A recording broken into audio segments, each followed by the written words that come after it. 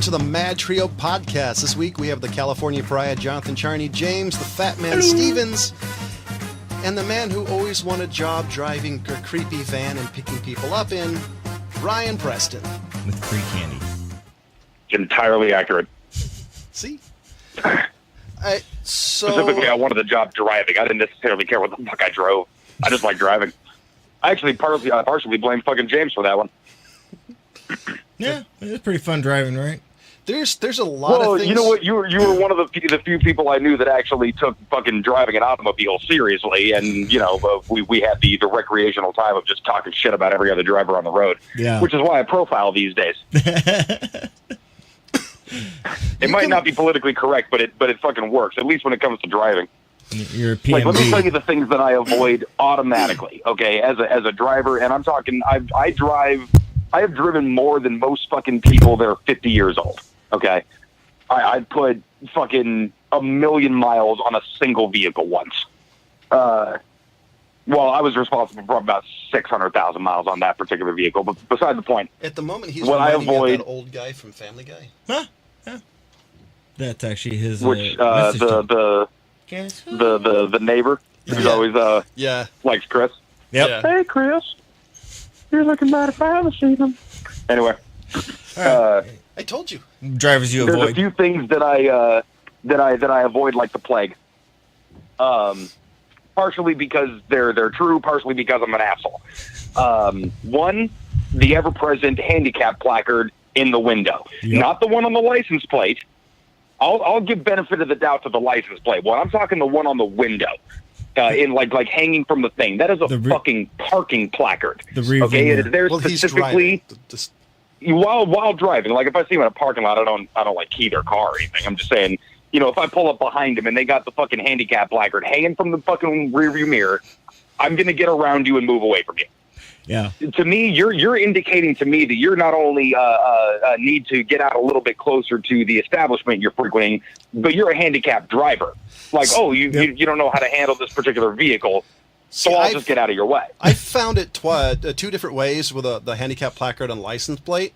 They either drive slower, 5 to 15 miles an hour slower than the speed limit, or they're going like 35 over the speed limit, and you're kind of wondering, am I going to have to, rescue them at some point? Here's what it really boils down to, is you're too stupid to know it's a fucking parking placard, and it has nothing to do with you driving. Yep. Okay, so the people that have it on the actual license plate, you're a handicapped everything because you're 92 years old. Basically. I'll give those cats the benefit of the doubt. You get those little old lady from Pasadena, who just book it down the road, and that's fine. Yeah. The other ones is the little aftermarket spoiler, little bubble mirrors. That stick on the inside of your side view mirror because you're too much of a fucking idiot to be able to kind of turn your head and look out the side of your eye for your blind spot. Now, obviously, I'm not talking about the people who have the one already attached for like a big ass dually. You know what I mean? That's another thing. I had a truck once that, because the way it was designed, I actually had to have that little bubble mirror because otherwise I couldn't see shit out of the pillar right I mentioned specifically aftermarket. I'm talking people who have this shit on like a Honda Accord. No, I actually had to it was aftermarket. Yeah, but you had a big truck. You didn't have a little tiny piece of shit car. This is true. I didn't have a lowered Honda Civic. Yeah. Yeah. No, exactly. And with the little bubble thing, like really. And then also the same thing with the rear view mirror. If you can't use a factory rear view mirror and you have to get the big extended one, I'm just not assuming that you see everything. I have to say, though, as a parent, those mirrors are awesome because it kind of allows you to reach behind and smack, go, hey, what are you doing? Whack, without really. So, Brian, I got a question for you. Have you watched the show Canada's Worst Drivers? No, but I am obsessed with I'm obsessed with YouTube compilation videos of car crashes. Not awful, terrible ones where 9 people die or anything like that, but just that was a cool one, though. Like stupid ass mistakes. Now, most of them primarily come out of Russia because apparently there's so much insurance fraud that everyone has dash cams. Yeah, that one is pretty bad. The Russians. The ones. Man, and I was assuming for a while that Russians are just awful drivers, but I realized that the amount of cameras per capita is so much different that they're going to catch even the rarest of accidents, you know? The ones that I always enjoy is, there's something happens, the both drivers get out, and then, you have this one buff dude. It's like, I'm going to kick your ass. And there's a lot of those video drivers.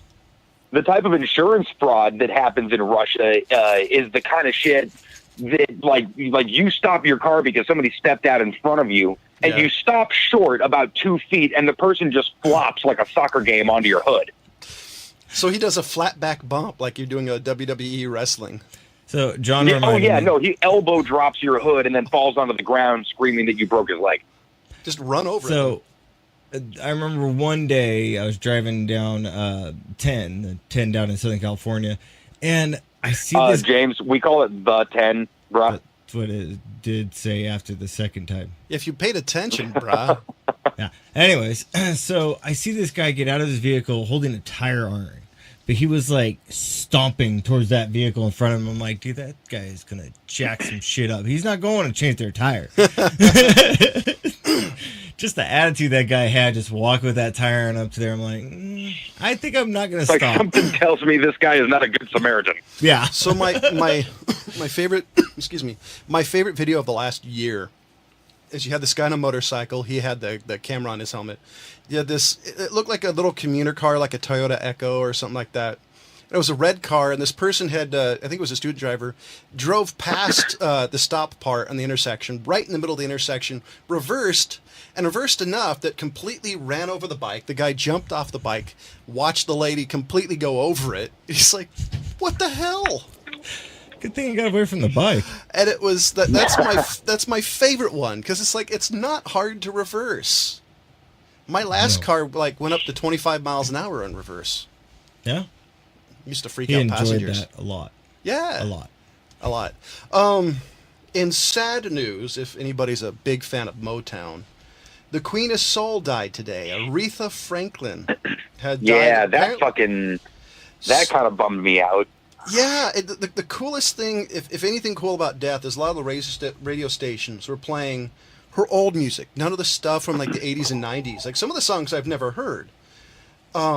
Which is like, if you're going to celebrate somebody, play some of the music that really made her famous. And she died of pancreatic cancer in Detroit, which, shout out the fact she stayed there. I think that's pretty badass. That is, yeah. I don't know, I just kind of, that sucked. I mean, I'm not a big Motown fan, but I always loved her. Yeah, you know what I see? Here's the thing is I am a big fucking Motown fan, man. Like I really, really dig Motown. And, I mean, matter of fact, I became a fan of her after I saw the Blues Brothers movie when I was probably like 11 or something like that. Way too young to understand why that movie's so amazing. Yeah, I mean, really, really, really amazing pipes, for one. And just a style of music that had the most soul. I mean, obviously, eventually they called it soul and R&B and I mean, those kinds of things. But the kind of passion you got from Motown was fucking amazing. You know what I mean? It's rare you find that shit even today. I would say, it's a really bad comparison, but I mean, it's similar to Away in Passion, the way she sung. Like, if you listen to the Beach Boys, there was passion in that music. You could tell by the way it was arranged, or by the way it's sung. It was sung. If you listen to Aretha Franklin's early stuff, I mean, sorry, the bad pun. There's a lot of soul in that. Like, just the way she sung it. I mean, it's one of the reasons I love her is because of that. It's the same reason I love jazz. Because you can hear a recording of jazz and like, oh, that dude had a really crappy day that day. Because it comes through the music. Yeah. Right. Yeah, On instrumentals. Yeah. You know what I mean? Just some guy playing the trumpet. You're just like, damn. Okay, I got you. And she had an amazing way of expressing emotion through songs, like really good singers do. Like if it was an upbeat song, you could really tell that she was just in that moment. I think she started, if I'm not mistaken, singing in the church choir, right? Yeah. That's what I heard. So, I mean, that's how a lot of folks back in the day got it. I mean, Ray Charles, almost invented the style of music where you sort of borrow the gospel tunes, those really powerful gospel tunes, from the black churches back in the day, and sort of co-opted it for pop music. Well, wasn't it the style of singing, not necessarily the tunes, but the way it was done? Well, the style of singing and that kind of passion typically kind of came, really heavily out of, or at least a lot of, because it was all over. I mean, the South. I mean, everybody went to church. Yeah. So any good singers that were around in any of those towns were probably in the choir. Oh, definitely. But yeah, those sorts of soulful renditions of those things, got bred out of the Baptist church, type of music, in Motown or in the South, and yeah, man, some of the fucking best music ever. I was really bummed. I honestly kind of feel the same way when Michael Jackson died, because I was a big fan of his early stuff and the stuff in the 80s. Just because the dude had major pipes. ABC. I felt the same way about Freddie when I heard Freddie Mercury died back in the day. It's just like you lose these guys or these gals that just have insane talent that are just like once in a lifetime. Yeah, I mean, yeah. Freddie Mercury is just one of the best singers of all time. I'm semi looking forward to. I think there's a biopic coming out about him. Mercury? Yeah, who's playing him is Rami Malek, the guy that was in Mr. Robot. He's been in a couple other things. It was supposed to be. I made you guys watch Mr. Robot. Huh. Yeah. It was supposed to be the guy who played Borat, but I guess he either quit or got fired. Yeah, it was going to be Sacha Baron Cohen, and I was excited. I thought he would have done a great job. By the fucking way, have you guys watched his Showtime series? Nah, I don't like them. You're asking the wrong guy. I don't like comedy stuff, especially his. Oh no, James, have you seen anything about this? No. Okay, so there's only been 4 episodes, and I've been kind of like I dug some Ali G back in the day, right? I liked Borat. Borat was fucking hilarious. It was pretty cringy, you know what I mean? And I have a real problem with cringy comedy. Like I can't even fucking watch Meet the Fockers or Meet the Parents rather. It's the cringiest dumb shit movie ever. But this show, man. So I come across this ad on YouTube one day, and it just said, what if Sacha Baron Cohen? And I'm like, all right, I'm listening. That had been secretly filming a show for the last year. I was like, oh, what if he'd been secretly filming a show for the last year, right? And then the episode comes out and it just said, "Who is America?" I'm like, what the fuck is this? Apparently what this dude has been doing has been trolling the entire country, basically, is the best way I can put it. He's created like 4 different characters that are the most legit characters he's ever done. I heard he got chased out of a gun store. Like he tried to buy a gun illegally, and the gun store owner said, "Hey, you're the Borat guy," and he turned. Some guy recognized him. I just don't like that style of comedy. I'm not a big fan of comedy that makes people look like fools. Even if they say people think they deserve it, I don't know. I just don't like that. I don't. Well, okay, so I'll explain one of the segments there that he did. He made himself an ex-Israeli Mossad agent. Oh, this guy. And I don't know if you've seen clips of this on YouTube. It is completely insane. Okay, so you can definitely tell he's sort of pushing a not so friendly gun agenda with the show, or point of view rather. Not really an agenda, I would say. I'd just say point of view, honestly. But aside from that, the shit that he is sort of detailing is a bit beyond the pale for anybody that I think I know. So he gets this. I can't remember if he was a senator or maybe an ex-congressman who still sort of lobbies on behalf of the NRA or something like that. If I remember correctly, he was still a congressman, I think a federal or state congressman, but he lost the race, so he was finishing out his term, I thought. Oh no, this was a separate one. That guy right there, had basically yelled the N-word a whole bunch of times in reference to trying to stop terrorists. You see, and he was like, "Fuck that! I was duped. Nobody told me what this was for. I didn't understand." And everyone's like, "Yeah, dude, we don't give a fuck. You should still leave." You see, I just don't. None of this seems funny to me. As a matter of fact, I kind of I would never watch this. I just Well, this was going to be my ultimate point. Is I don't think it was funny either. It was more insane than anything. Like, they got this dude to endorse, not that guy, a different guy. They got him to endorse a puppy gun. Okay, a fucking Walther PPK with a stuffed puppy on top of it that's marketed towards 4-year-olds. that sounds awesome. Yeah. But I'm a gun guy, so you're asking I'd the do wrong it. person. Why not? I'd buy it for me. I mean, come on, who wants? Well, okay, but that's my Does it go, point. "Rat, Is Every time you fire, is he was trying to get him to.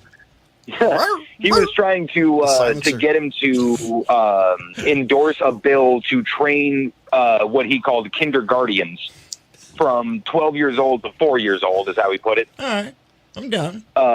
To carry guns in schools to stop potential terrorist threats. I'm down. Depends on I'm the sure 12 bullying will stop too. It's like air marshals and airplanes. You know what I mean? Yeah. I mean, I would be kind of down for like a 10-year-old air marshal. Some kid just kind of like playing cop and give him a real gun. You mean like Macaulay Culkin and Good Son? Exactly. That went well. You would not fuck around with Macaulay Culkin as your air marshal. That's all I'm saying.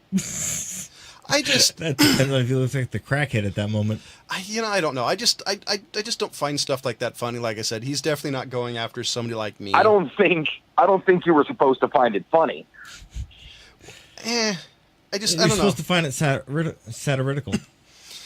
No, I think they actually got this guy to whether or not whether he knew what it was going to be used for or how public it was going to be shown. The fact that this guy could literally say the words that he said on that screen in any context is fucking baffling to me. Look, I'm a fucking pretty staunch gun nut too.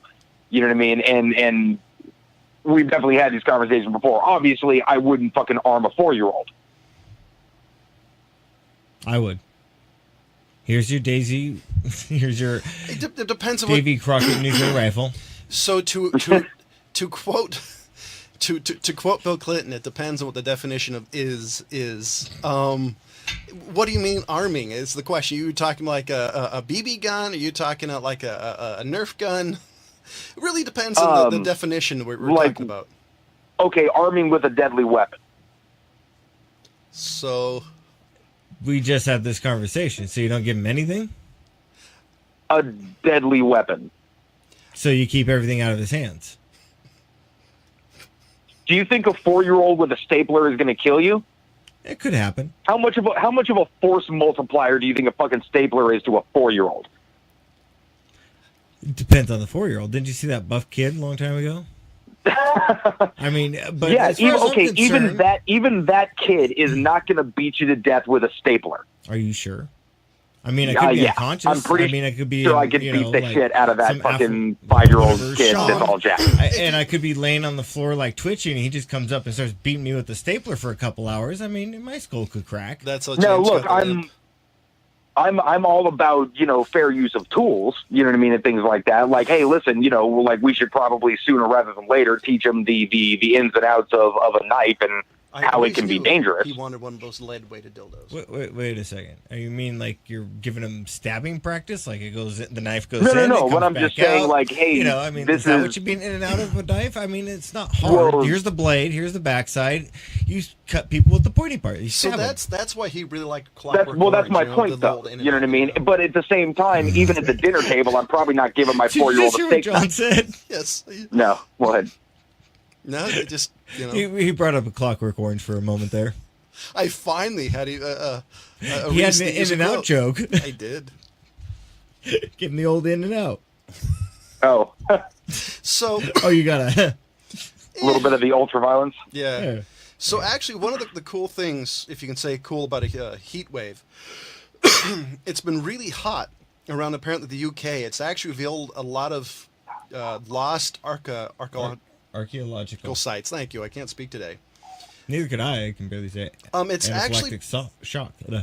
it was pretty cool. It's talked about some of these are from. It said like some of these are anywhere between 5,000 years, or older. Basically, it's like dark rings in the sand where the dirt's been disturbed. So they're actually flying over fields and finding outlines of homes that used to be there. Well, technically, everything's owned by the crown, so I mean, they can just take it back. Hey. So I know I thought this was really neat. Where was this again? This is in England, the UK. So they're flying over. Well, that narrowed it down. Well, I mean, it's on the Isle, the British Isle. It says so. The article says there, but I mean, it's not just Irish and So this is British, from the Guardian.com. Ancient farm fake news. Ancient farm burial mounds and Neolithic monuments among fascinating finds in Britain and Ireland. So it's across the entirety of it. The scorching week of summer of 2018 left crops shriveled and gardens scorched. It has revealed lines of scores of archaeological sites across the UK landscape, tracing millennia of human activity from Neolithic curses, monuments laid out more than 5,000 years ago, to the outline of demolished Tudor halls and intended to replacement. So this is cool. It allows them to actually trace buildings and stuff that weren't there because of the way the earth was interrupted.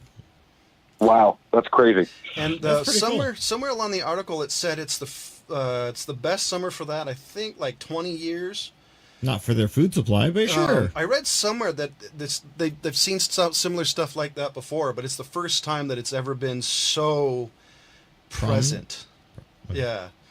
So there's one that talks about one believed to be a Roman farm with fields and paddocks has shown up in Bicton and Devon, and I'm really bad at pronouncing some of these names, but it's really neat. So I've read a couple of articles about it and how this is allowing them to trace it, like take pictures of it aerially using a plane. Then I'm assuming later they're going to come back in places that are more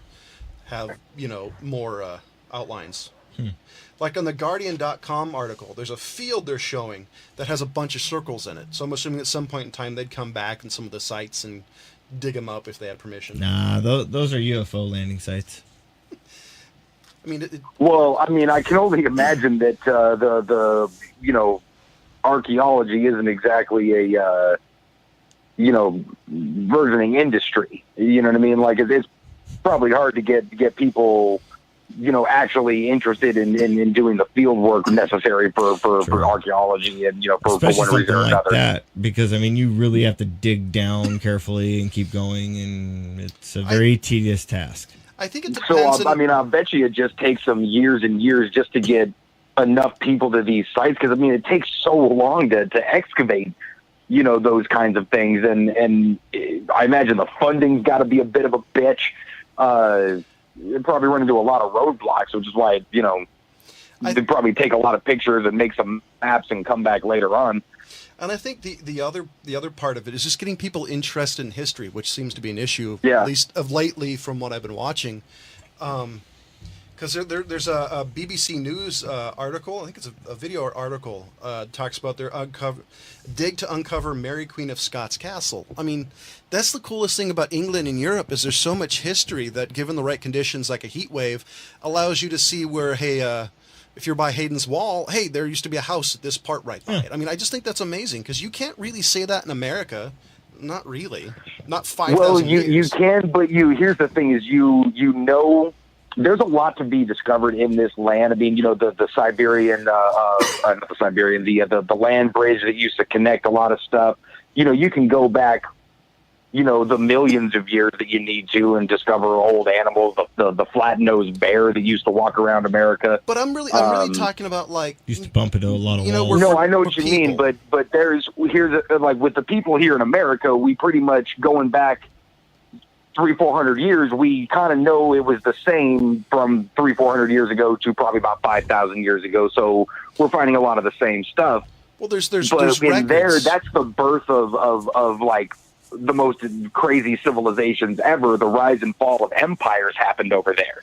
Well, yeah, I mean, there's pretty much almost a written record, minus when they say it was Eric the Red or somebody came over and allegedly discovered the North American continent first. But we know the Mormons. There's so much written record of the United States and before that of North America, that there's really not much we don't know really besides maybe daily life. I mean, if you talk about England, like nobody knows a whole lot about, like who built what is it, Stonehenge.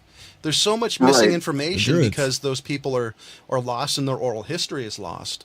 So that's one of the reasons I think being an archaeologist there would be amazing. I knew a girl who I think for a summer or semester went over to Israel and was digging up stuff as an archaeologist there. I mean, it just would be amazing to touch something like, hey, this is, like Jesus could have touched that. Or I just think it's amazing just to have some sort of common thing that you can physically pick up and feel that somebody held at one point. I think it's amazing. Yeah. Well, down here, I was trying to go this weekend, but my folks are in town, so I don't know if I'm going to be able to make it. But it's the last week they're having a Genghis Khan exhibit at the Ronald Reagan Presidential Library down here in L.A. and or Simi Valley, but beside the point. But yeah, man, fuck, I've been wanting to go to this thing for like the last 3 or 4 weeks. So it's the John Wayne exhibit? Exactly. Yeah. Please tell me they got his costume from that fucking movie. That'd make my day. And there's even samplings of the sands from New Mexico, if you really want some. See, I think that's the one cool thing about living near Los Angeles is the museums. What did they do? Well, this one's actually the presidential library. See, that's cool. I think that's badass though. I mean, because up here there's some Ronald stuff. Reagan just happened to be from around here. Yeah. I still think it's pretty badass though. I mean, I got the Natural History Museum, the Simon J. Wiesenthal Museum, the Science Center, both in Orange County and Santa Monica. Oh, there's a ton of shit around here. The MoMA, modern art and contemporary art. It's ridiculous. Actually, the only thing, there's a car museum. There's 2 things I want to see.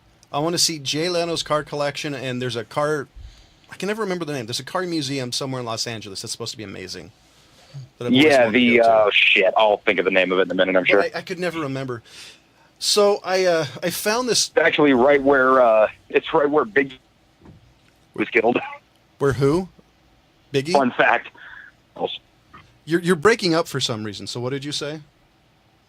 Notorious B.I.G. Biggie Smalls. Okay, that's what I thought you said. So do you know what Tinder is, Ryan? I'm tacitly aware, yeah. So Tinder apparently is like a dating app. So wait, you have the app? Is that what you're saying? Not that he's a less girl see. Okay. So Tinder's a dating. How you met Amber? Maybe. She was looking. Does your mom know about it? Yeah. Mm-hmm. He was looking for. And your dad? How far are we going to take this joke? I'm just sitting here just interrupting John at this point. Oh. Yeah, that's what you said. Jackass. I was going to say she was looking for a fun time, but ended up with Ryan. So there's, remember Lydia from Skyrim? I remember Lydia from Skyrim. Was that the vampire? No, that was the chick from Whiterun. Yeah, she was the first person you got that followed you around. Yeah. The house Carl? Yep. Yeah. Okay. So God, I'm such a fucking nerd. Somebody made a Tinder a Tinder thing profile. for her, a profile for her. And this is nice. Because this is hilarious. My hobbies include standing in doorways, complaining about doing my job, and dying in the most inconvenient places. And not to mention giving away your position. Constantly. All the time. All the time. That's why I hate followers. Fuck. But if you double equipped the fireball staffs on her, she did a lot of damage. Yeah, and managed to piss off my what was the horse? Shadowmare. She pissed off Shadowmare, ended up killing him. It's like, you bastard. And in that game, Shadowmare doesn't come back. Oh, yeah. Don't even get me started on that. I mean, that's almost as worthwhile as horse armor. By the way, that was the most hilarious text message I've ever gotten. James had just gotten Shadowmare, and I just got this as a message. Fuck me. It's like, wait, what? Yep. Shadowmare dies. Yeah. What? That was like the most disappointing thing in that entire game. You're saying an undead evil horse that somehow dies. The fuck? Anyway, so one of my friends showed me an x-ray of somebody, and I know John has seen the x-rays of my spine. Ryan, do you remember the x-rays of my spine? Fuck yeah.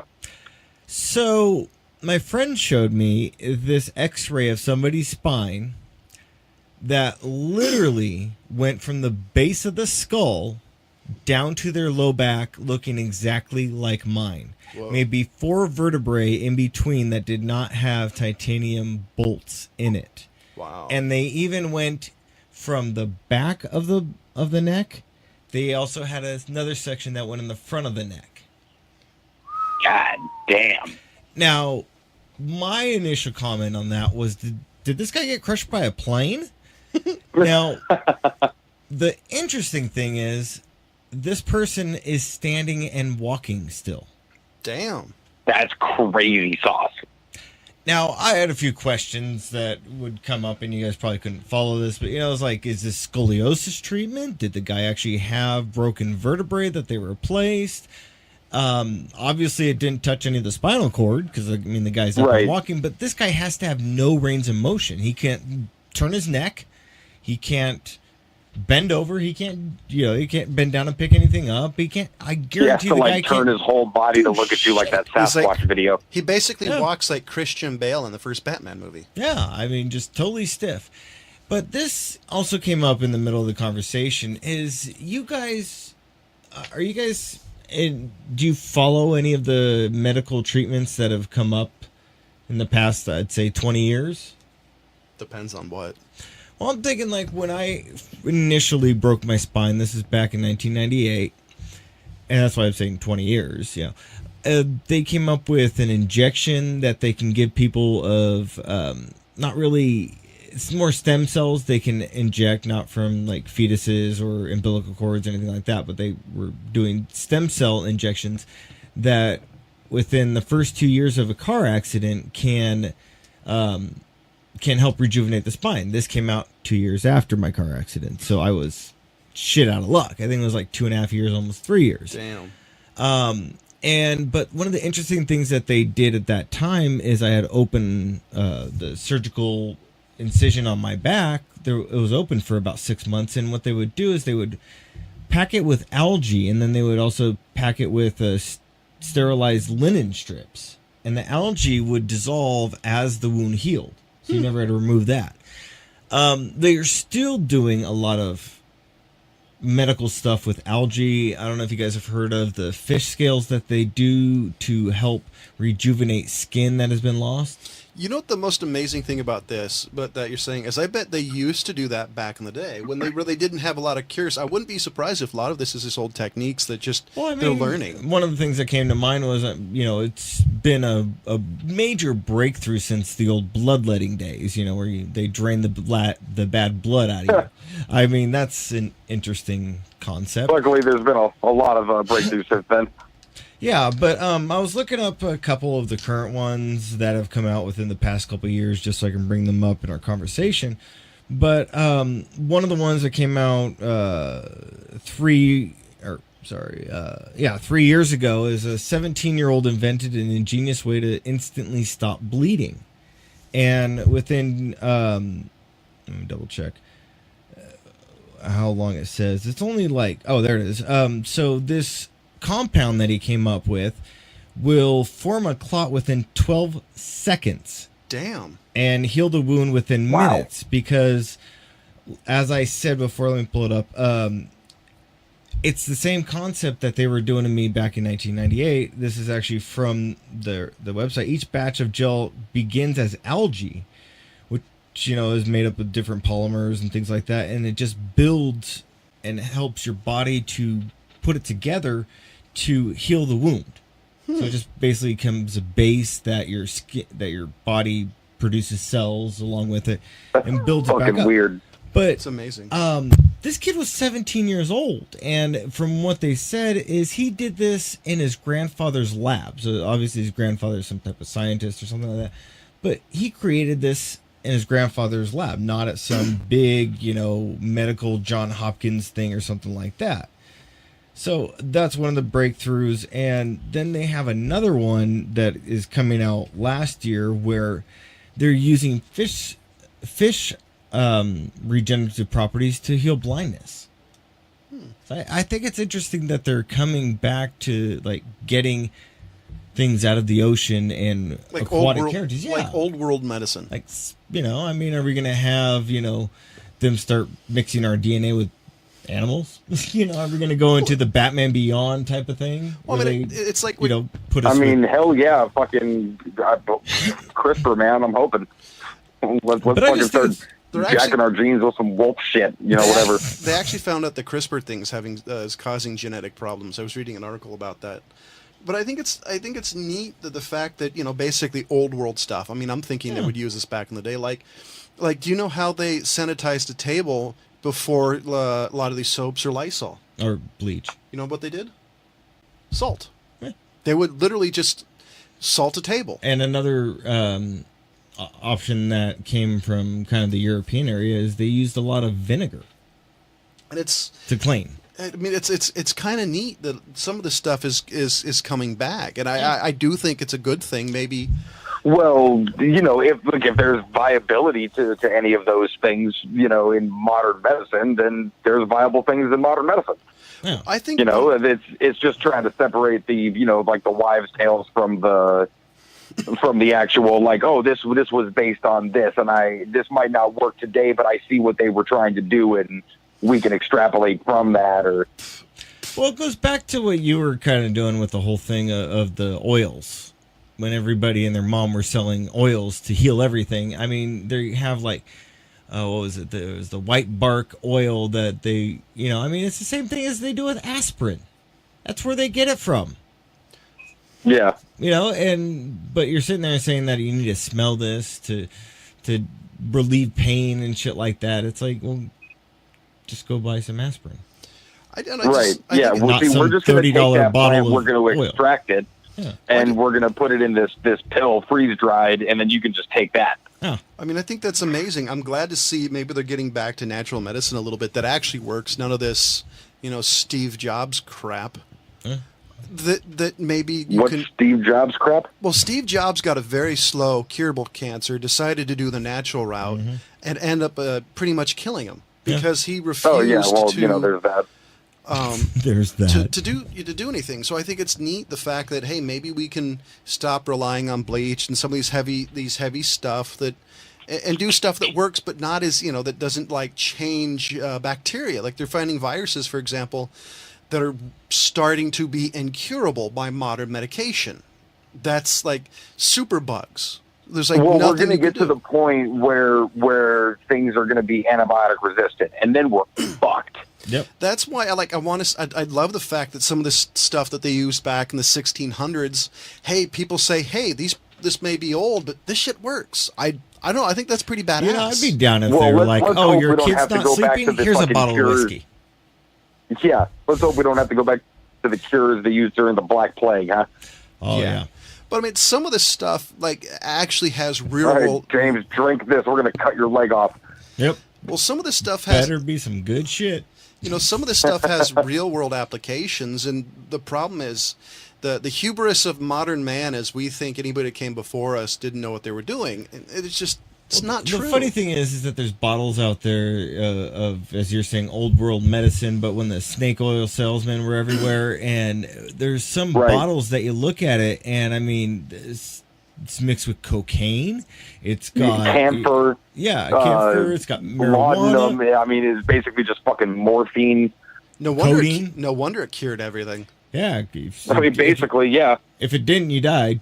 I mean, that's one of the other reasons I think it's cool. Like, weed is legal because, the CBD oils and all the stuff that might actually help people. I think that's cool. Might, though, is the operative word there. There's still a lot of science that needs to come back on that. With the legalization in a lot of states, there's actually a lot of studies that are going to have to go on, but they're going to need to be long-term studies. Honestly, it's been illegal to test these things in colleges for a long time. There's only been a couple that have ever been allowed to do it. And they're always short studies, and they're pretty decently funded, but they're not really that comprehensive, So now the next 10, 15 years, they're going to come out with like, hey, this actually works medicinally. And look, I'm a stoner, okay? I'm not going to sit here with rose-colored glasses over what I'm doing. But has it cured all your cancer? It definitely has not cured all my cancer. And gotten rid of your glaucoma? No, glaucoma's still there. He's still nearsighted as shit. I definitely feel no pain, and I have no dreams. But I completely agree. I mean, even if it's one of these things, it's what do they call it? Placebo effect. I'm totally down for anything that helps anybody to some degree, and I'm finally glad they're actually testing. Then you run weed. into kind of moral problems with placebo effect. Should your doctor? Well, see, I'm not talking. Is that in his ethical standards to prescribe a placebo effect, or should you be? I'm not necessarily talking about the doctor, though. I'm saying, say they say like CBD oil. Oh, they're curing anxiety. I'm totally cool with somebody going out to try. No. That's irresponsible. What, if somebody choosing to do that? That's irresponsible? No. Somebody choosing it to do that for misinformation. I'll give you that. I see. The only thing I'm thinking is it won't hurt them, but it also you have to talk. Yeah, but it's not. That's not the point. Is informed decision is fucking everything. If you're saying that this thing does A, B, and C, it better fucking do A, B, and C. No, I don't disagree. But if somebody decides to try it because they heard it, I'm totally for it. As long as it doesn't. That's my point. Is then we get into snake oil. You know what I mean? And we're back to just you just chew on this fucking bark. It'll cure your cancer. And don't see that German poison doctor. oak. Well, I mean, but pretty much most things these days, especially if it's anything natural. Like I've known a lot of these people, like the people, like all natural shit. All of it's everything is natural. Shit. But I think especially Ryan hit on the point, and I'm going to bring it back to it because I didn't even think about it when I said it. But the snake oil salesman type thing.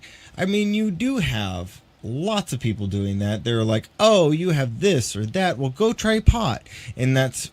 They're persons. That's not a doctor saying it, and the person goes in the doctor's office.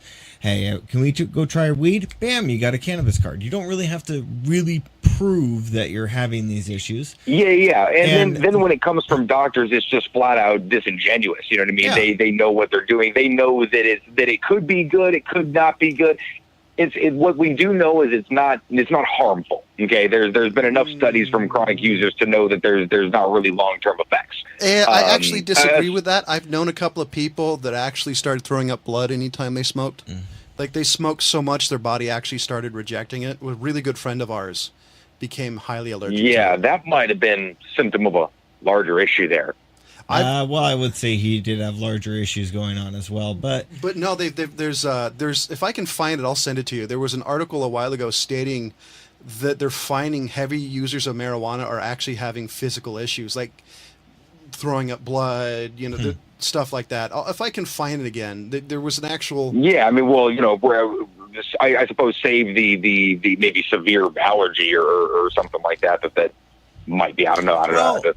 Looking at that, but I'm just saying, like as far as like it's not going to kill you. It's definitely not as harmful as cigarettes or alcohol. I mean, it's taking mild opium intoxicant. pills and other shit that you get from the doctor. Yeah, I mean, just about anything else. I mean, it's not anything to be overly concerned about. Might rob you of a little bit of your ambition.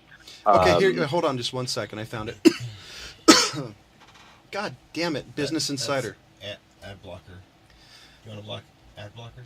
Fuck. Hold on. So see if I can find it. I don't like Vice, but so cannabinoid hypermesis syndrome is a real thing that can happen if you've smoked too much pot. So CHS is a condition associated with chronic cannabis abuse. Its three primary symptoms are nausea, abdominal pain, cyclical vomiting, and ailment where you retch or throw up for more often than you should, often to 6 to 12 times an hour. Damn. So, that's a lot of vomiting. Unfortunately, cannabinoids don't react well to CHS sufferers and there's little understanding of why this condition is often misdiagnosed. So there is problems with people who smoke a lot of weed, and I think it's probably due to how strong it is nowadays. I would think that it has to do with I smoke 2 joints in the morning. Yeah, I was going to say. I mean, yeah, we're definitely talking. I mean, especially in the days nowadays with the concentrates and everything. Like I switched over to like wax and things like that just for economic purposes. I mean, it basically cut my weed budget in like a third. The fact he has to budget for weed makes me laugh. Well, the fact that I even call it a budget, I just fucking go buy weed when I run out. but also, I mean, it's gotten down to a point where I'm just like, okay, maybe a little bit every other evening, weekends, you know, I'm sitting there just fucking playing video games or something like that, but definitely don't smoke like I used to. But yeah, I mean, if I continued just smoking like I used to, let's say I didn't have like this kind of a job, or if I was just an artist or a fucking musician and I could just be high all day, and I just kept smoking, I can definitely see that becoming a fucking big issue sometimes. But I mean, that sort of habitual use with anything is terrible, you know? Well, for a long time, I knew a lot of stoners who would give you the same bullshit line. Oh, it can cure cancer because of it's the cannabinoids and this, and it's not this, and it's good for you. I know so many people who were stoners who said so much miscellaneous bullshit. Like, hey, I'm totally for you trying. If you have depression and you think it's going to help you, it won't. But if you think it will, hey, go ahead and try it. I really don't care. I think things are worth trying, but I do, but I don't disagree with you. I think on some things you should definitely consult a doctor if you're going to try that. You know, like if you want to try CBD oil. Look, I can't. Well, don't you think it's at least? I can't. Well, don't you think, for example, don't you think, for example? I'm sorry. Go ahead. Don't you think, for example, if you read some article and say, okay, CBD oil may help something. So if you go to your doctor and say, hey, doc, I heard about this thing. Do you think it'll work? Now, the doctor could say, well, it may interact with this. I don't think it works, but it won't harm you. I'm cool with that. Sure. Yeah. You know, and that's all fine and good. And I'm fine with that. I mean, if your doctor is sitting there like, hey, fuck it, worth a shot, then whatever. I mean, you know, I suppose hopefully he's a good enough doctor not to do it sort of in place of other treatments or things like that. But I can't defend weed as medicinal. Any effect that you have from smoking weed or ingesting it anyhow you want in the beginning, you know, first, let's say, couple of years does not stay the same. You know, James can attest to this as much as I can. I mean, the high that you get when you're fucking 14, you know, is not the same one when you've been smoking for a long ass time. Yeah. You know, 4 or 5 years down the road, you're just like, whatever, I'm just going to smoke a bunch of weed and then go to work, you know? Yeah. No, totally. You're not going to sit there and giggle. You're not going to have the same kind of appetite. You know, so the things like, increased appetite or better sleep, those effects are moot by 2 years in. Yeah. But I think that the one question, and I don't know if science has explained it, because I've known people who go either way, is, you know, kind of chasing the dragon's tail. I've known stoners who just enjoyed it and didn't care. I've also known stoners that are always trying to chase that high, aka, you know, chasing the dragon's tail. So it's just chasing the dragon. So I know, but I'm kind of, you know, I'm going. You have to be unique. I get it. No, because most people don't get the fact that I will never defend it as medicinal, but I will defend it as recreational all fucking day. Yeah, most people don't understand that reference. So if you actually say, you know, because that's actually about the dragon chasing itself. It's an opium reference. It's the reason why I do that, because otherwise people have no idea what you're talking about. Well, they're dumb. Right. Yeah. It's an old time reference. They're still dumb. Right, but the basically meaning that you're it's always that first high that was the best, and every other high is just trying to get back to that one. Yep. Exactly. No, and I agree with you mostly. I mean, I'm pretty much for some people experimenting. I just think depending on what you're trying, like if you have depression, I think you should actually talk to your doctor. I think trying CBD oil and some of the other medication, from my personal experience, it's a crapshoot, because pretty much trying to cure depression, you have to try shit to see if it works with your biology. True. There's no one quick fix. You know what? I'll say there's no I'm medication. not one of those I'm not one of those people that thinks like all doctors are all right at all times. You know what I mean? There's varying disciplines, varying levels of each of those. A lot of research is continuing to go on, you know, and it's not incumbent upon all doctors to read all literature about all things, you know. And I understand how pharmacies work as far as, hey, we're gonna take you out to dinner and we're gonna kind of pimp our literature towards you, and then, hey, look at all these things, and here, read these things, and you know, wining and dining somebody does work, and I get all of that. So, but I still way more respect the just establishment fucking medical science than the other sort of natural home remedies. So let me they might even be bought. So let me put it this way. I have depression. I've had depression my entire life. It's always been a battle one way or another.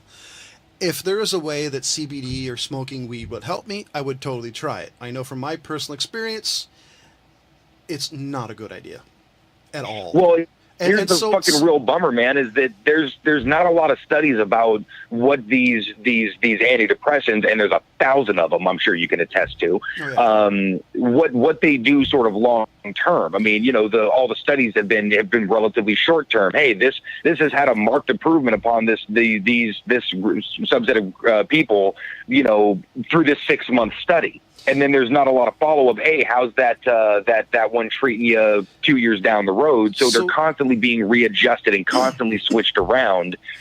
So I know it's so much guesswork, man. It's fucking frustrating. Like I don't take any meds now. I'd rather just deal with it the way I've been dealing with it. I'm not bad enough that my life's in danger. For example, I've learned how to moderate my behavior. For some people it works. For some others it doesn't. I'll tell you what, my mom was depressed pretty much my whole life. You know what I mean? Like manic depressive, fucking borderline bipolar. I mean, just would be losing it 1 minute, fine the next kind of stuff. Obviously, I don't have to explain this to you guys, but about a year, 2 years ago, she just fucking straight up got off her meds. You know what I mean? Like the doctor weaned her off pretty much from 6 months, from half to 6 months, and then gone the next. And the problem that she started describing to me for a long time, because I was always that kid that was like, oh, I just want to make my mom feel better. You know what I mean? Yeah. And she kept describing these things like she's got no highs or lows anymore. Like, okay, I don't get super depressed anymore, but I also don't get super happy. She's like, I haven't fucking cried in like 3 years. Oh no, I totally know what that's like. You're monotone. And I'm like, man, that's rough. You know what I mean? And I remember what she used to be like. You know what I mean? And sweet. When I was a kid and everything, all hunky dory and whatnot. We were the cleavers. And yeah, I mean, she was able to have emotions beyond, just sort of this flat line. So we got to end up because we're running a little long, but I was on some medication. There's 2 experiences I've had. One of the reasons I chose personally to moderate and watch my behavior, but I'm not a super bad case. So I got to warn you, may not work what I do, may not work for everybody, but if you take medical advice from us, you're an idiot and you deserve to die. Minus the die Drink part. Bleach. So a doctor gave me a medication at one point that literally made me the angriest I've ever been. I was driving to work one day and I was commuting to work because work was an hour and a half away or something like that. And I literally almost stopped a guy in traffic, dragged him out of his car. I had veins popping out of my head. I was so pissed off. And I'm not naturally that angry of a person. and so I stopped it because it was like, this is pissing me off. I mean, I was incredibly an angry person. And the other one was, like Ryan's mom, is I had no emotions. I mean, I was like the Terminator. Nothing made me happy. Nothing made me sad. I just existed. Watch the movie Equilibrium. A lot like that. Yeah, really. Where you have you're flatline. Nothing, like close friends could die. I'm like, oh, that's really sad. And that's as far as it ever fucking got. It was just the acknowledgement of an emotion, which all of a sudden you're like fucking Spock from Star Trek. Right. And so what I do is, okay, you're acknowledging that you're sad. Sometimes it's just you have to go through it. There's no way out of it most of the time. It's finding things that make you happy. If you're at work, just fucking work because you're not going to be paying attention to it. If you're home, there's always little things that make you happy. So if it's playing video games, play for half hour. As long as it's not damaging, like no alcohol, no weed, no shit like that. Just find small things you enjoy. You do that, your life will get better. But if you want to make it chemically better, I can tell you from personal experience and from friends of mine and family, alcohol and drugs will just make you fucking more miserable. You will be chasing the tail because it doesn't do anything for you. So it really is about finding shit that makes you happy. And if there's nothing that makes you happy, look for it. Yeah. I guarantee you'll find something. Yeah. Just make sure you don't have to pay to do it. No joke. So, any last comments? Not at the moment. Nope. Good one to end on. So, ladies and gentlemen, for Jonathan Charney, James Preston, and Ryan, well, you know what I mean. Apparently, you just married Ryan. Congratulations. In this state, it's legal. So for Jonathan Charney, James Stevens, and Ryan Preston, as always, thank you for listening. Goodbye.